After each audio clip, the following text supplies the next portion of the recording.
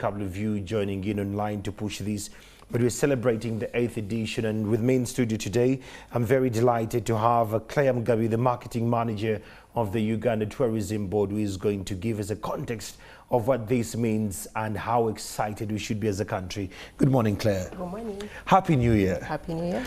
Good to see you. So let's start with our Poate 2024. It has evolved over time. For Ugandan who has not been paying attention, what is Poate? What is its office? Give us an overview of this conversation. Thank you, and thank you for having me. Poate is the Pearl of Africa Tourism Expo. This is the 8th edition. It's an annual exposition organized by the Uganda Tourism Board in collaboration with our mother ministry, the Ministry of Tourism, and with the private sector players in our tourism sector. It's a global event. Okay. It brings together practitioners not only in Uganda's tourism travel space, but also practitioners, tour operators, hoteliers, hotel owners from across the globe. So this 8th edition is taking place this week, from the 23rd to the 25th of May. It's taking place at the new convention center at Speak Resort Munyonyo under the theme Responsible Tourism, and it's actually hinged on two principles, that is authenticity, inclusivity, and sustainability. So we are showcasing the best of Uganda. Okay. In terms of our tourism offering.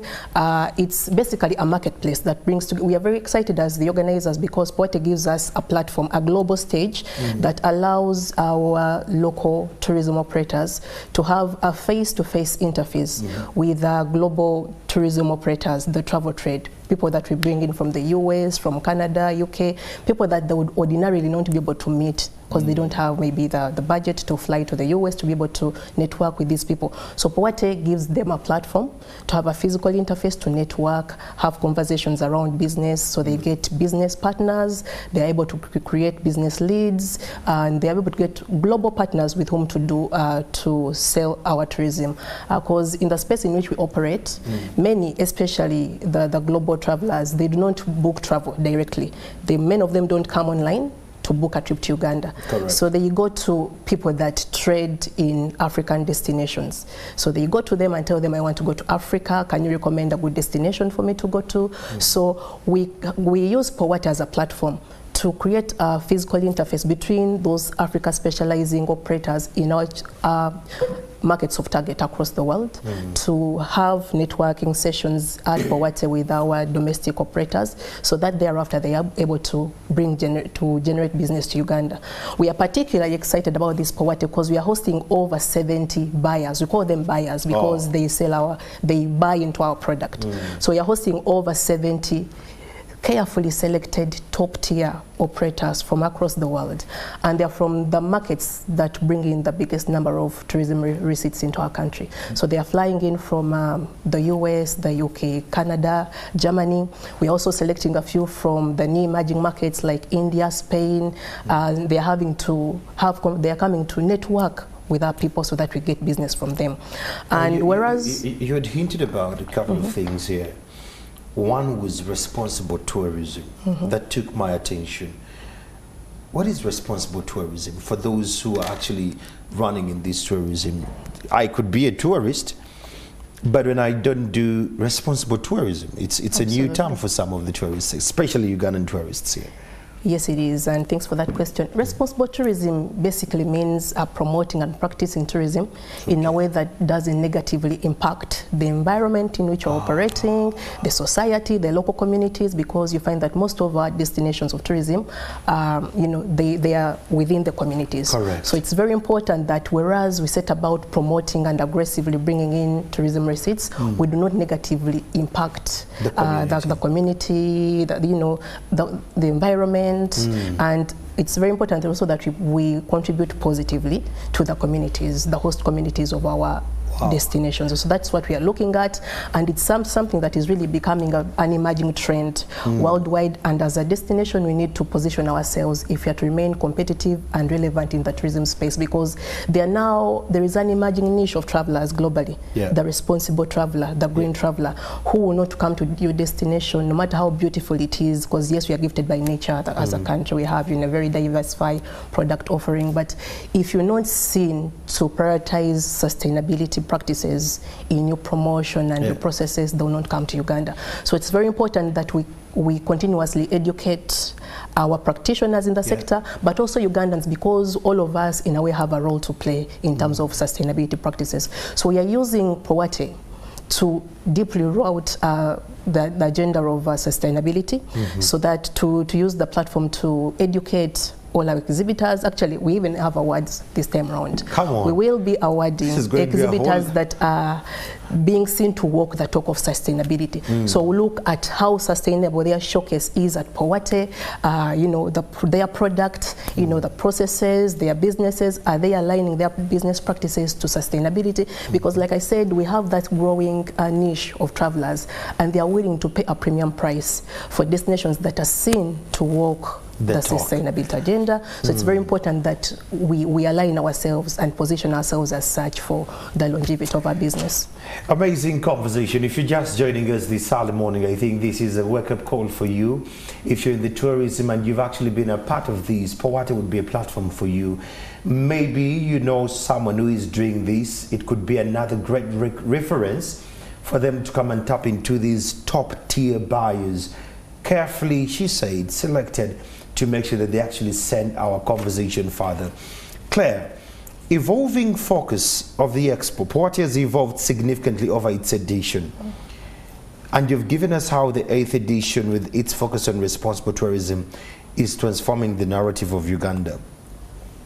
But we would like to know, Powate falls under the Uganda Tourism Board. That's right. We want to know, what are the aims to achieve this year's Expo, and how do these align with the broader vision of Uganda's tourism? I'm very grateful that you aligned it with the Sustainable Development Goals, which we are assigned to as a country.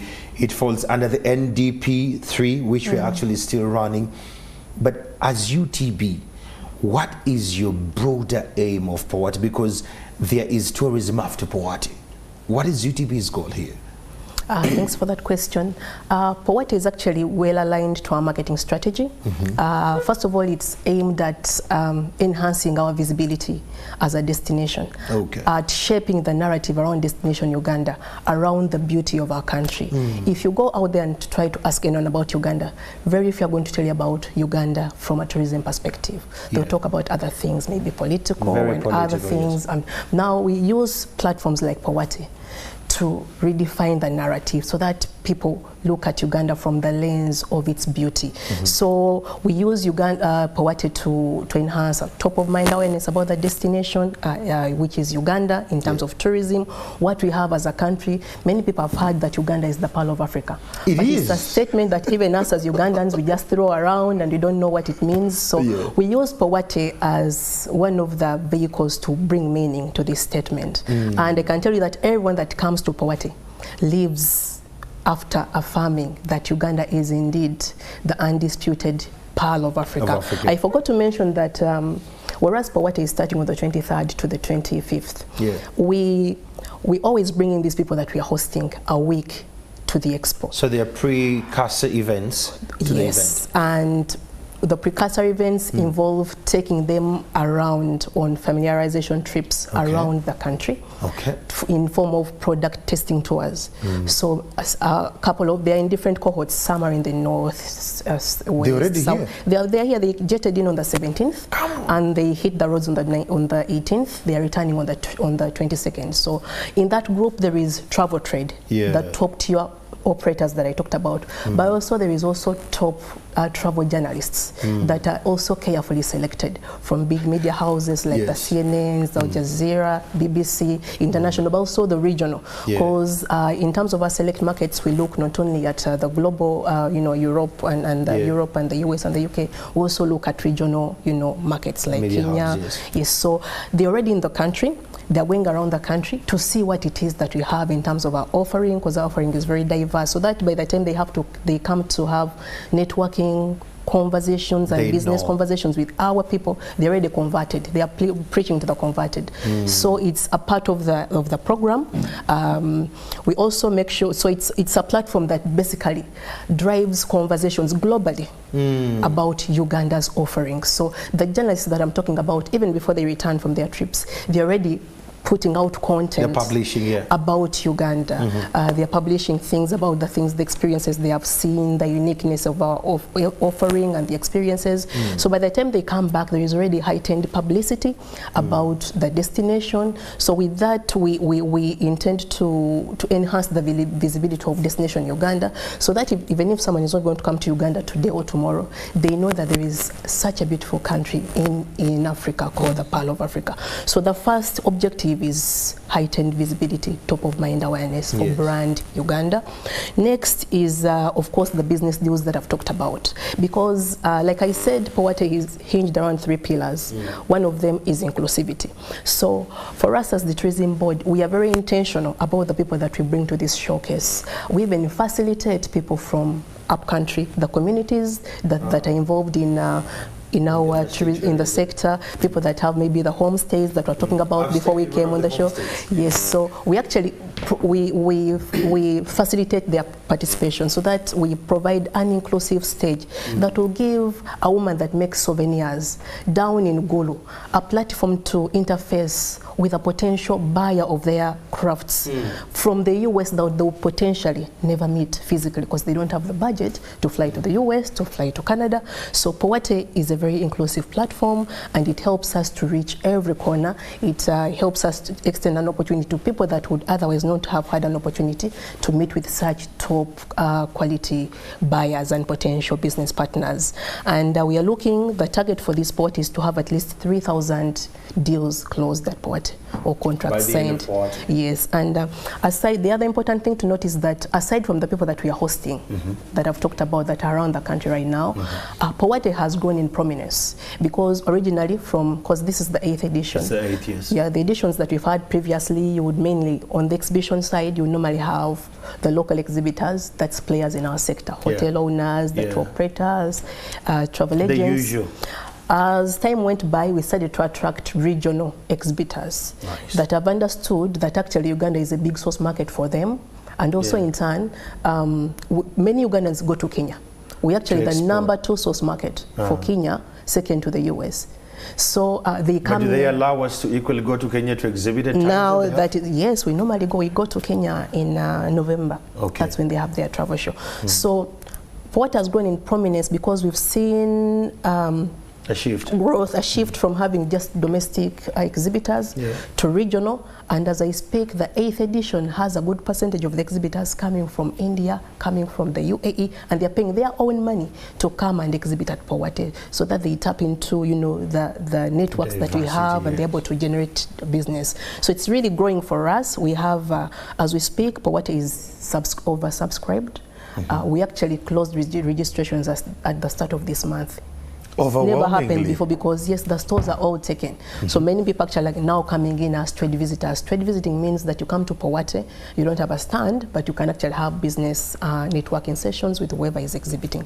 So it's growing in prominence, which is really important for us. That means that the profile of Destination Uganda is growing. People are now getting more aware about what we have to offer as a destination, and actually everyone who comes to Uganda attests to the fact that our product is unmatched.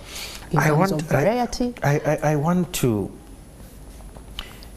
look at the cognitive way you've designed these as UTB. Want to commend you on this. And one of the key elements you've emphasized here is sensitivity, community impact, and cultural preservation. With all these walks of life that are coming to be in concert with Powate, those already traveling across the country from the different clusters, how do you ensure that these elements are effectively integrated into the Expo's activities? The element of environmental sensitivity, community impact, and cultural preservation at all layers? Thanks a lot. So ahead of Powate, we conduct a lot of sensitization. We actually have teams that move around to conduct workshops to sensitize our people about the within the tourism. Yes, within the sector. We've had a lot of online workshops to sensitize people about sustainability, and we normally take it from the angle of what is in it for you, because sometimes people may look at it as something that is, you know, for us, telling them don't have plastics at your hotel.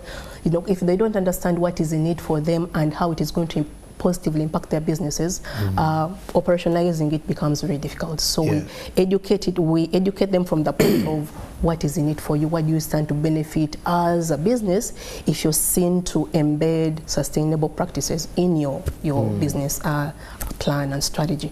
So we've conducted a lot of sensitizations, and if you come, you'll be very amazed at how authentic and sustainable all the showcases. You will not see a single paper, polythene bag, a single plastic bottle at Powate, but also in terms of the exhibitions by the different exhibitors, in terms of their stand constructions, we are using, recyclable material. Many of them are not coming with paper, they are coming, they're using QR codes, they're digitalizing their promotions and their showcases, and we've gone, this has been a journey. I believe, of course, not all of them are going to conform. That is why we are putting the sustainability awards. And those that are walking the talk. Yes, so that we are going to do on-spot checks to see who is really walked the talk. And also the other thing about Powate this year is that aside from the direct players in the sector, we have also attracted, because of the theme, businesses and brands that operate around sustainability. So people in renewable energy, all those things have come on board to also showcase with us to show that, yes, whereas they are in their businesses to make money, they are also very cognizant of, the impact of their businesses on the environment. Right there, Claire. What does it feel like when you get to a level, I'm trying to look at your journey with the very first Powate, yes, where people didn't believe in it, possibly they were doubting Thomas. They boycotted. They boycotted. Yes. There is one we had, I think it was the fourth one, which was pretty much a meeting, like other people. What does it feel like when you get to this stage as UTB and you have different ministries and departments and parastatals jumping in this and people flying in to run with this? And what have you done so different that has made it more attractive, that it's a must attend? If I'm going to miss this, I'm going to miss my entire landscape of the year in tourism? Thanks for that question. What we've done very differently is to make sure that we are very intentional about the caliber of participants that we bring to Powate. Okay. From the quality of the buyers that we are bringing in, we make sure that we bring people that can actually convert business to our country. Not people that are just coming for a joyride, because Uganda is very beautiful. So someone can just come in and enjoy the gorillas and just bungee jump and go back and give you business. Because actually, not because they don't want, but maybe you chose them from a market where there is actually no demand, or when people cannot actually afford long-haul travel to destinations like ours. So it is the careful selection of the participants, from the buyers that we bring in, the media, we select people that are going to give us heightened PR and publicity in the media houses that have the biggest numbers. So that contributes very much to the popularization of the event, and then also on the side of the exhibitors that you bring. So because when you bring in very high caliber buyers, it's very important they meet their match on the exhibition side. So we also set criteria for the exhibitors and say, if you want to exhibit at Powate, this is what you need to have, this is what you need to have, and you need to, to differentiate your business, because if all of us are going in and we're selling the same thing, it doesn't make much business sense to, even confuse the people that you're bringing in. So we train people on how to position themselves. We work with the private sector, the associations. We have associations that have, people in the different niched product offerings, like the birders, the people in adventure, safari. So we select those people carefully and make sure that when these people come back, they have actually people that they can actually do business with. Because if you don't do that, what happens is that if you don't carefully choose your exhibitors, our buyers are going to end up giving business to the competing destinations that are exhibiting, because we have Kenya, Tanzania, all of them are coming to Powate, because it's a global platform. Yes, you end up losing out. So we make sure that we bring people that actually have the best of our product and they meet the expectations of their potential. Let me assume I'm an exhibitor in Powate 8, the 8th edition, and for one or two reasons I don't qualify as per your prerequisited standards. does UTB prepare me for the next Powata that I will actually qualify? What happens to those that don't qualify as exhibitors, yet they're players in or if they don't get a stand because we are fully booked? And in the tourism, yes. What becomes of them? So what happens is that whereas you may not get a chance to exhibit because even the space is limited, like right now we are in the convention center. We have about 215 people that are exhibiting indoors, exhibitors. So other people are coming in as trade visitors. When you're trade visiting, you just don't have a stand, but you can pretty much do everything that an exhibitor is doing. The other element that I had not talked about that is a key objective at Powata is capacity building of our sector. And with that, at every Powata, we curate discussions, seminar discussions around topical discussions in our industry, things that are shaping the future of tourism. And even with the 8th edition, we are bringing in renowned keynote speakers, panelists to talk about things like sustainability, because the people who don't know what to do, how to implement sustainability in their practices. So we bring in people like that, people that are going to talk about how emerging trends in tourism, the impact of technology in tourism, AI, things like that, you know, artificial intelligence, and how they're impacting, you know, the tourism landscape, and how that inadvertently impacts the business operations and the strategy of, you know, of our operators in the sector. So it's for capacity building, very importantly. And actually on the side of seminars, we also collaborate with our the academia. We work with the schools to bring in the youngsters, to come and learn about tourism, about sustainability, and what they can do at their individual level as the youngsters to make sure that they don't negative, that they are responsible citizens of Uganda, they are not involved in negatory practices like poaching, that they appreciate the tourism and its contribution to Uganda, so that from a young age you're able to inculcate the culture of tourism in the youngsters, so they appreciate their country. And I would like to tap there a little bit, Claire. We're in a generation where if you went on any social media, today is Tuesday, people posting their weekend somewhere in Malibu, somewhere in Dubai, somewhere in God knows, either it's Cote d'Ivoire or... Especially with the corporates. All along. Especially the elites, they think traveling to other parts of the world than your own, it's being exposed. It's a status symbol. That's the thing. So what is UTB doing to reverse our mindsets, especially with the elites who think there is more credibility and curation of content that is damned as status qualifying than traveling within your country?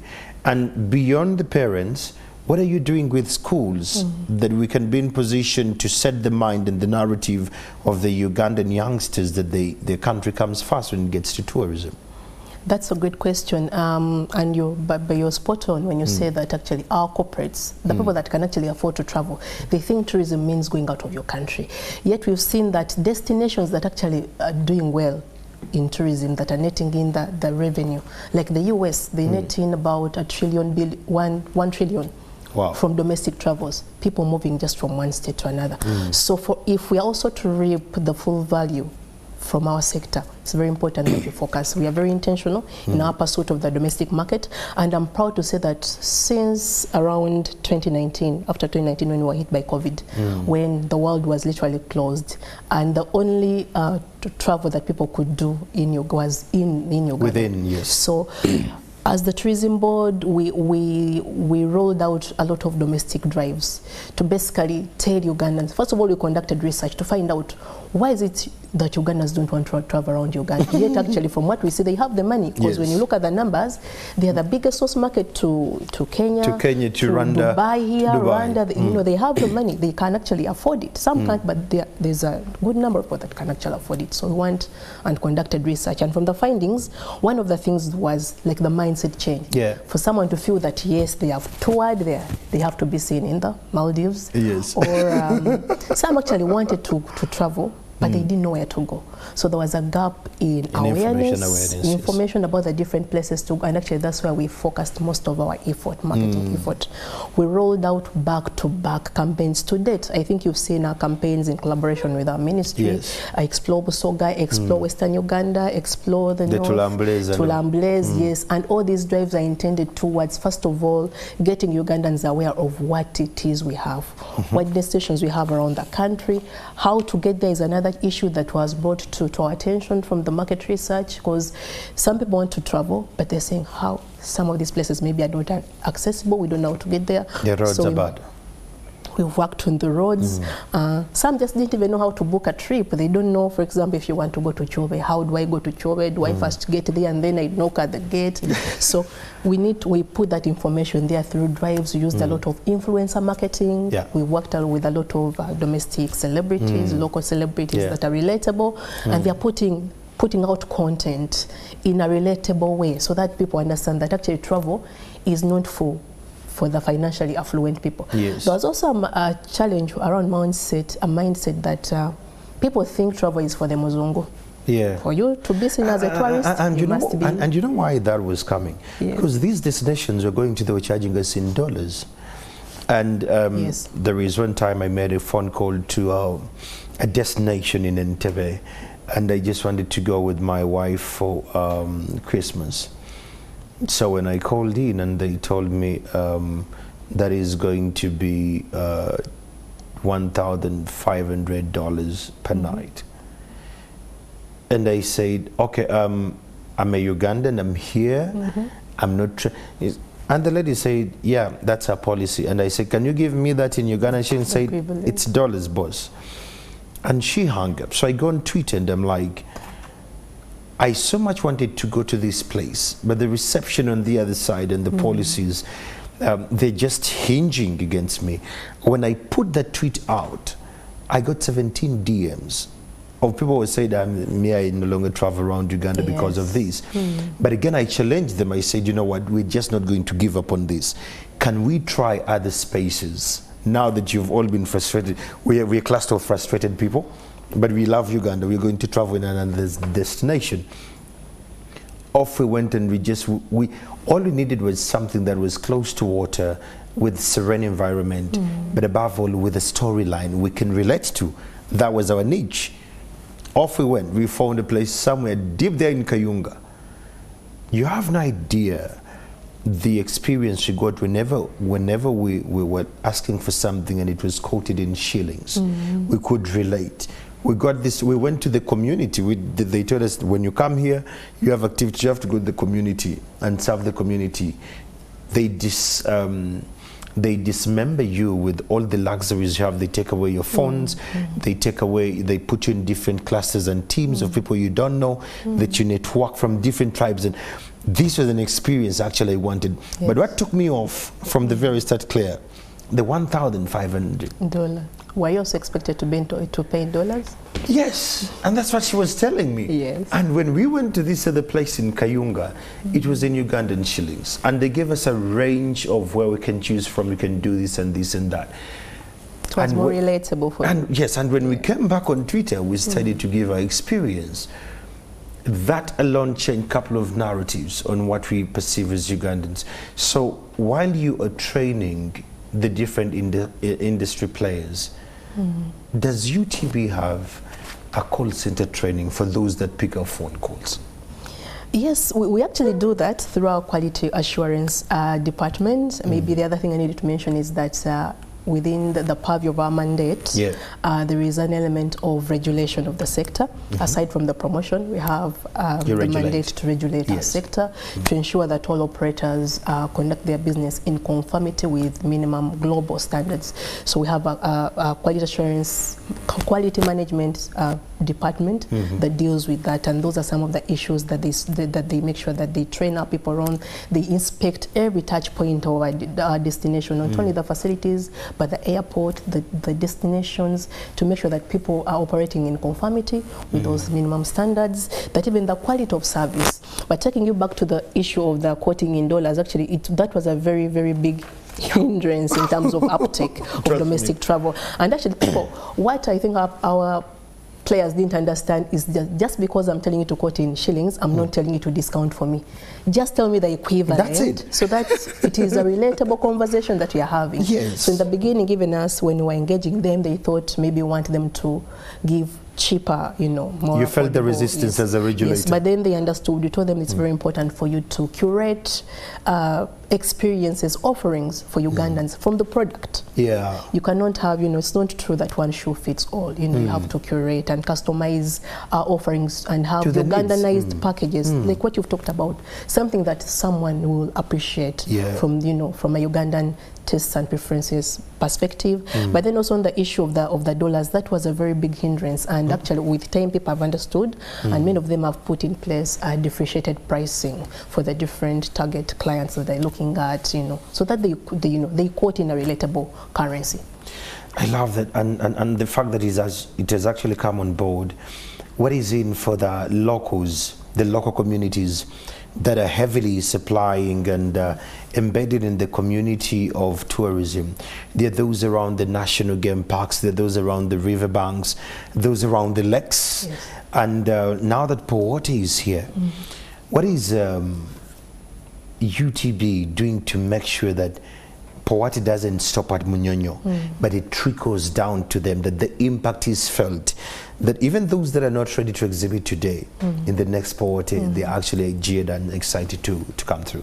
Yes, thanks for that question. Indeed, actually, we don't only focus at Powata to involve the communities, because as part of our responsible tourism agenda, we make sure that our communities are involved because they're part of the customer-facing part of the tourism chain. Yeah. And many of them, we make sure that they are employed in the sector. We are working with our sector players to make sure that they don't continue to fly in people maybe from Kenya because you know they are better trained or something to bring them to work in our hotels. We try to work with the communities to make sure that the tour guides are recruited from the communities in which they operate.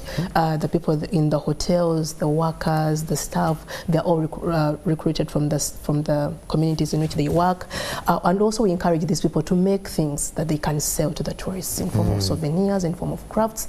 But then also very importantly, we have a policy of giving back part of our revenue to the communities to grow them, and we set up, you know, we set up things that can contribute positively to the livelihoods of the people in the communities. So we've set up things like schools, hospitals from the proceeds, so that people understand and appreciate the value derived from tourism that is directly impacting their lives. That way they're also able to help us in the preserving and conserving our product, because Uganda is predominantly an ecotourism destination. So it's very important that we live in harmony and work in harmony with these communities for us to be able to have for the longevity of our I love that.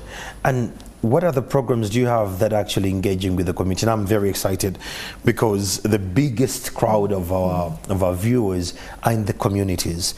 What other programs is UTB doing within the communities and in relation to the recovery agenda? Shortly after COVID-19, we got hit so bad. Tourism was hit the worst. While that strategy is there, how does that plug with us in the community? So we can start with the recovery agenda and trickle it down to the community.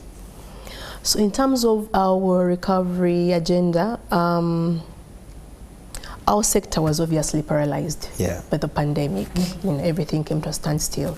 But of course, as time has gone by, we're happy to report that actually we are now inching towards the previous numbers in terms of value and volume. Where we were in 2019, we are currently at about 87.6% recovery. In terms of the arrivals, we, as at end of 2023, we had about 1.26 million international visitors in comparison to the pre-COVID numbers of 1.6 million.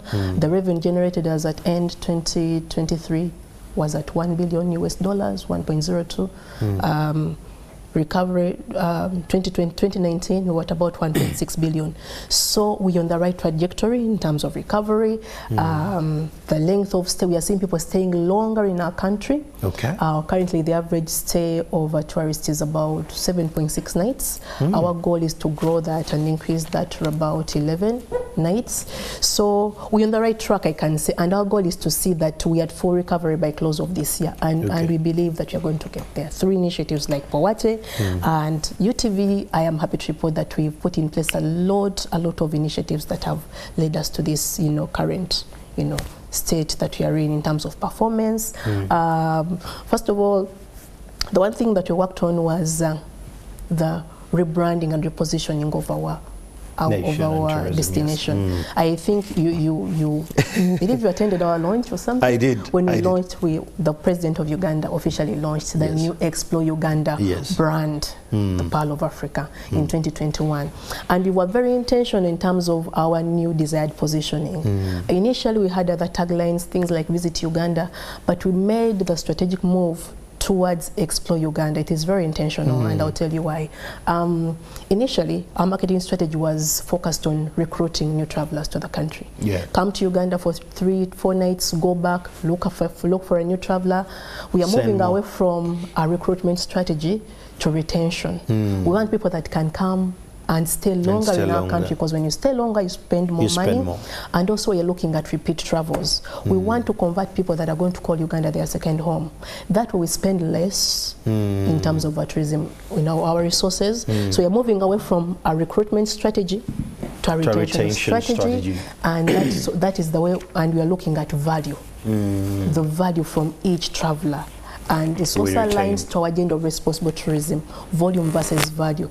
We'd rather get less people coming in, but with a lot of value. And that is where we are positioning our country as, and we have the ability to achieve that, because our country, so we are positioning Uganda as a destination of variety, because if you want people to stay longer, you must have things that will keep them in the country. And we have that as a country, with the diversity of our offering, the depth and range of the different things that you can do in Uganda, from adventure to safari, the community activities and experiences you've talked about. Actually, world over, that is becoming one of the key products, that experiences that are on demand, very high demand. Do you know, it's, I don't know about you, dear Ugandan watching us, but whenever I travel to a destination, and it's not just me sleeping and waking up and go lazy by the pool or do a hiking, but anything that involves community. There is a way it binds you. When we went for the gorilla tracking, and there is that name tagging on the gorillas and the trees we planted. They keep sending me an update of my tree, the one I planted in Chivale. When it's a dry spell, they take pictures, they send, so I'm attached to this in a way. But again, the communities we go to, Claire, they have a sense of, they give you a sense of gratitude.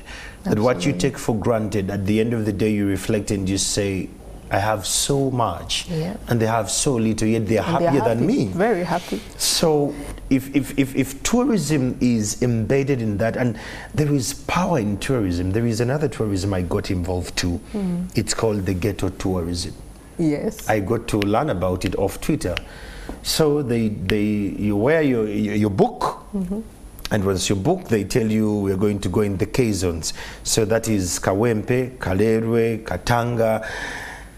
And we had to go through all those, and there are points within the ghettos where you meet them and they tell you their story.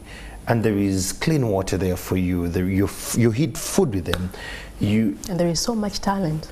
A lot. By the time you come out of the ghettos, when I'm driving through them, my mindset has actually changed.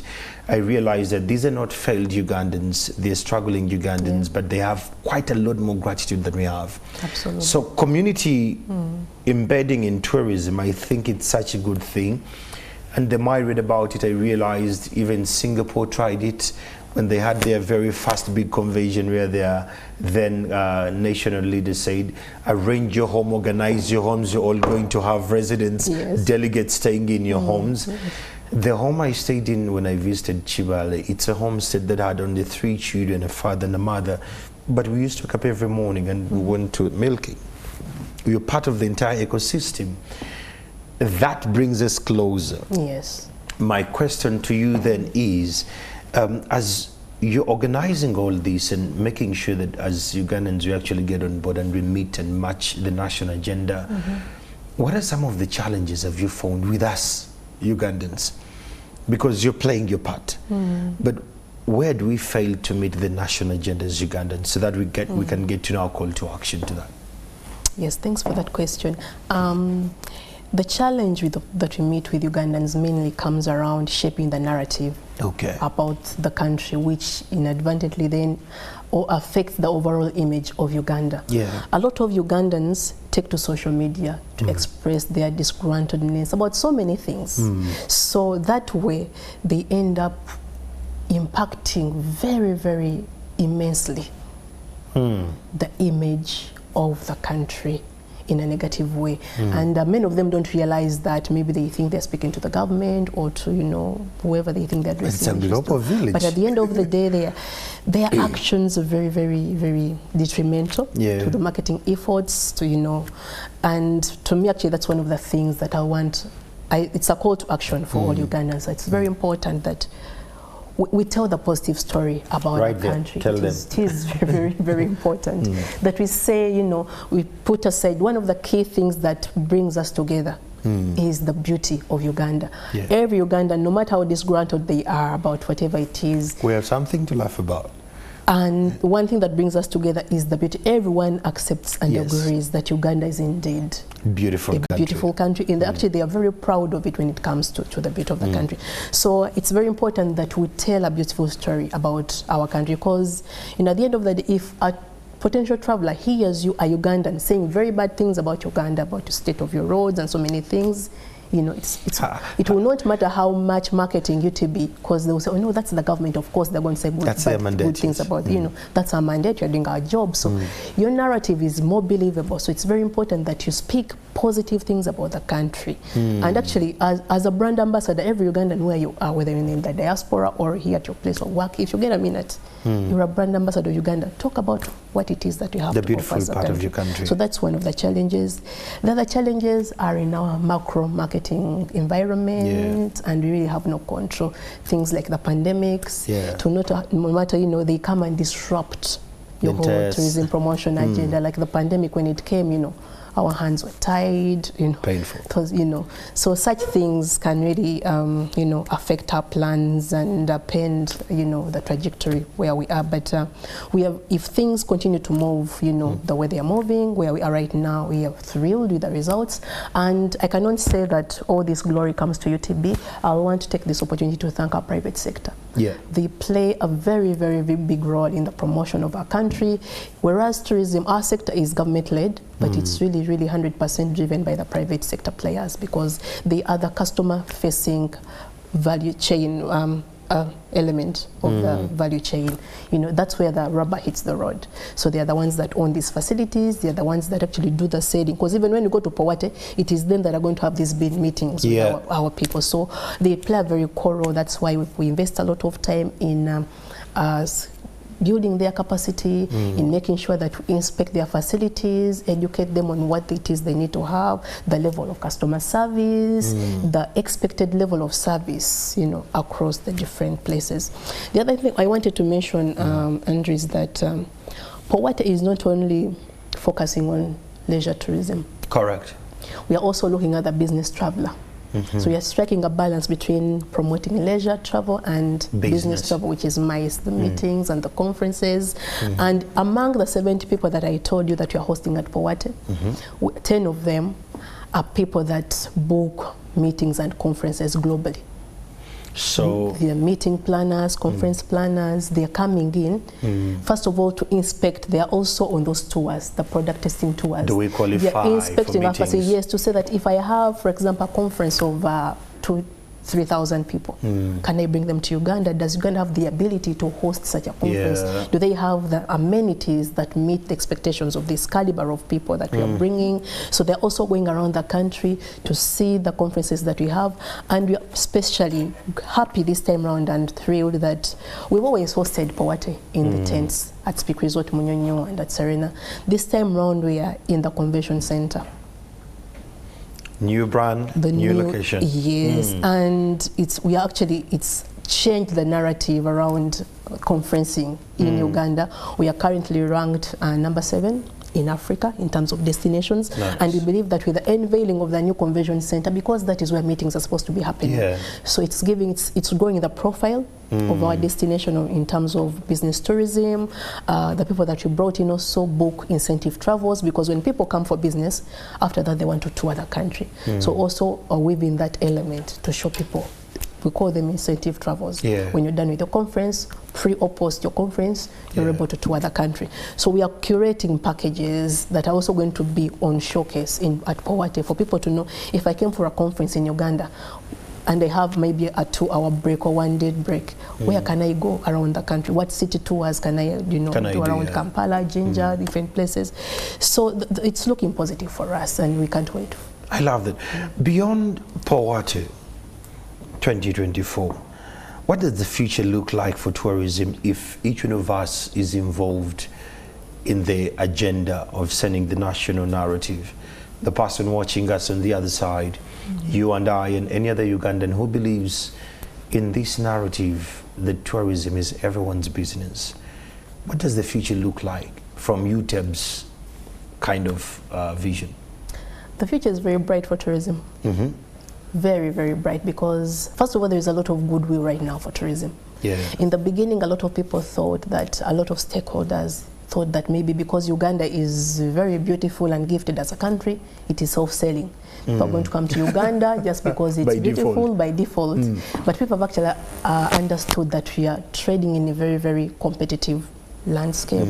Everyone is promoting their country. Actually, people who don't have anything to offer put a lot of money into promoting. So out there, people, there's an avalanche of information about so many destinations. So for us to stand out of the fray, we have to invest in promotion. And we are happy as the tourism board that we are now, there's a lot of financing and goodwill from the government, from partners and donors to promote, to provide resources to promote the country. There is a lot of investment in the sector, and we actually foresee a lot of investment coming into the sector. Many people are setting up hotels, setting up tourism destinations. There is local investment by Ugandans, but also by internationals. And as the tourism board, that's also actually part of our mandate to promote investment. We want to use Powate as a platform too. We have curated a prospectus of bankable projects in our sector. So there's going to be a stand for you to be at which you're going to be talking about all those things in order to attract people to invest in the sector. So we see a lot of investment in the sector. That's a vote of confidence in the future of tourism. There is a lot of goodwill. We are seeing a lot of brands that are coming to work with us that talk of tourism promotion. Like Powate this time around, we have over 17 sponsors. It's never happened before. Coming on board. Yes, they've come on board with a lot of financial support, in-kind support. The communities that I'm talking about, we have funders that are bringing them to Powate, paying for their showcase. Yes, so we are really thrilled where we are seated as the destination marketing arm of government.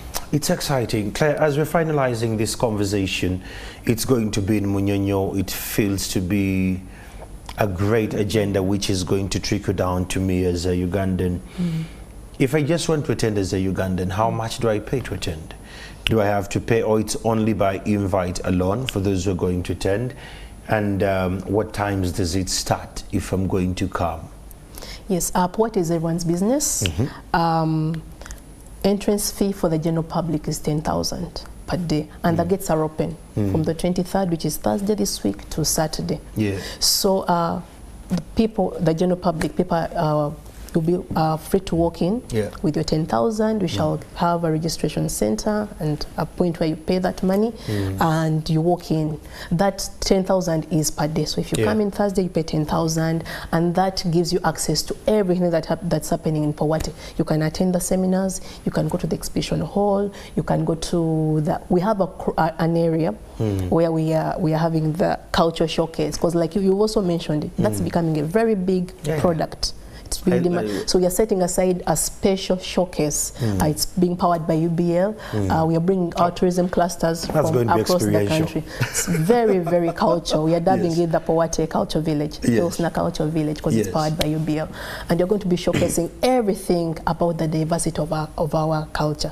So we are going to have people from Eastern Uganda, Western Uganda, the different, showcasing the diversity of our food, our culture, the way of life, the way we dress, dances, performances, back-to-back performances. It's going to be epic. So this is a call to all Ugandans out there to come and attend Powate. And also very importantly, because there are people who actually want to travel Uganda, but like I said, they don't know where to go. We've worked with our private sector, the tour operators, to curate discounted packages.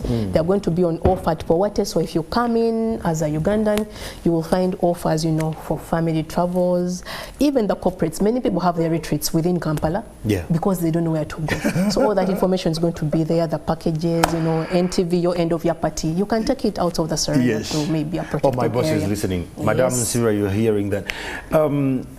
The call to action to all this, I just love it. And as a Ugandan, I just want to challenge us. This weekend seems to be the very last weekend of our students before they go back to school, our pupils. So as a parent, I challenge you that let's go spend some time with our children with something they can identify with in terms of diversity of our cultures, diversity of our cuisines, and not only that, diversity of what we have to sell. Let's give them a conversation to send to their children back at school. Finally, Claire, from your extensive experience in tourism sector, what personal insights can you spout about or share about the impact of the events like Powate on Uganda's tourism landscape? We've had an array of events that leave us in either hope or false hope, but this has happened and this is the 8th edition. What do you see the impact it has when it gets to the tourism landscape? There is absolutely no false hope about the value derived from Powate. Going by even the numbers speak for themselves of exhibitors. Like I said, even up to now, people are calling the UC or UTB, asking her to allow them to come and book additional space to have, you know, more space for exhibition. So the demand is a result of the value derived directly by the people that are participating. Because like I said, the #1 objective of Powate is business conversion. Correct. And you look at the leads generated at Powate, we have two operators who swear by it, but from the time they started participating in Powate, they have been able to generate a lot of business right from the first edition to the coming edition. And actually all of those people always make sure that they pay on time to attend Powate because they have directly benefited from Powate. I also talked about the heightened visibility for the destination. That's very, very important for us because top of our mind awareness is where marketing starts. People cannot come to a destination they do not know. So Powate helps us to get people to know what it is we have to offer as a destination on a global platform. So we have players from across the world, and the conversation is around Uganda's tourism. What do you have? How can I bring people to Uganda? When are your peak periods? What is your capacity? What are your hotels? You know, that is the conversation. Imagine happening from the 17th of May to the 25th of May. Exactly. Thank you so much, Claire, for giving us this time. It is such an honor to have this conversation, and we should keep these conversations coming. Absolutely. The great call to you, my dear Ugandan, while we're positioning Uganda globally, while you're tweeting and using your fingers to tell the world about our country, be conscious what you're putting out. There are quite a lot of channels where you can actually send in whatever queries. As a household, we can do our in-house hygiene. But on the broader perspective, we need to tell the world about Uganda. Powate is here, it's actually happening. So this weekend, if you're one of those parents who is very intentional, before you take your children to Sijui water parks and running around and driving quick bikes, let's all meet in Munyonyo for the Powate summit that is happening. But there are those watching on TV, and you possibly may not come to Munyonyo to be a part of the Powate agenda and convention and the summit. I want to challenge you that within your community there is a tourist destination. Please take your children there. Let's inculcate them into our culture and the diversity we have to offer as a country. One task you have as a Ugandan is to tell other people about the tourism of a country. You may not have the money to travel to these destinations, but you have the power in your phone, you have the power in your palms to tell the world about how colorful and how unique Uganda is. We're gifted by nature, but we can only know that we're gifted when we tell other people about it. My name is Andrew Chamagin, and I want to rally all Ugandans. Me and my family, we're actually going to be a part of this conversation this weekend. I'll be in Munyonyo, and those will be there. I can't wait to meet you. And please, the task you have after this conversation, just tweet and share a picture of what makes your country unique, a tourism destination that makes it unique, and hashtag it Powate 2024. I'm Andrew Chamag. It has been such an honor to have this great conversation with you. The call to action is protect your country by telling the world about how unique we are. Good morning.